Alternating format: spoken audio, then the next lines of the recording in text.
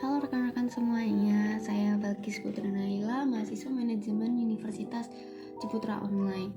Hari ini saya akan membagikan hasil analisis komparatif kinerja makroekonomi yang dimana saya membandingkan negara Indonesia dan Vietnam di tahun 2023, dan saya akan membedah 5 indikator wajib yang sudah ditentukan dan 5 indikator yang saya tambahkan sendiri.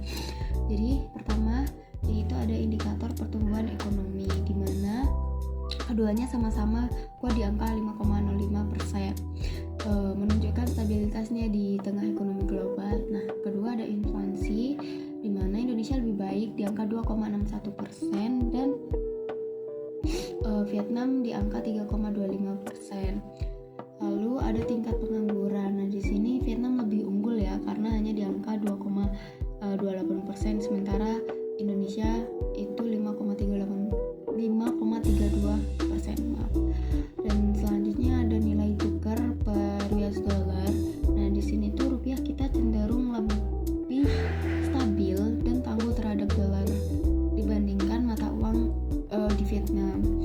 Terus ada kelima ada suku bunga, di mana Vietnam lebih baik karena suku bunga acuannya lebih rendah, cuma 4,5%, sedangkan Indonesia itu 6%, dimana kalau Vietnam itu pengusaha di sana itu bisa mendapatkan modal lebih murah gitu.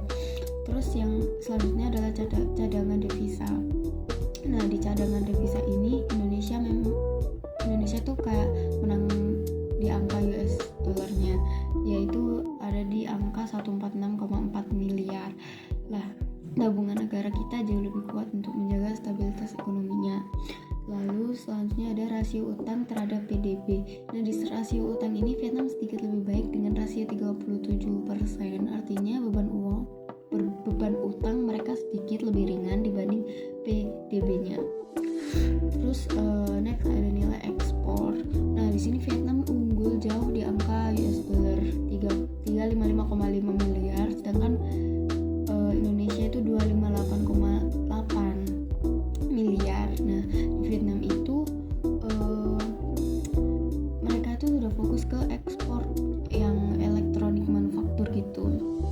Terus ada selanjutnya ada investasi asing atau FDI, di mana Indonesia lebih baik dalam menarik minat investor dunia dengan nilai masuk USD 47 miliar ya.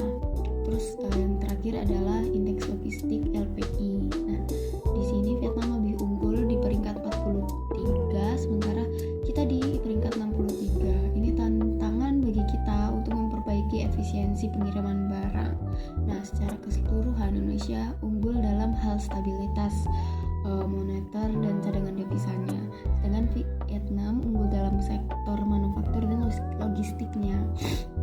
Dan ini dia analisis dari saya untuk tugas AFL 3-nya. Terima kasih dan sampai jumpa.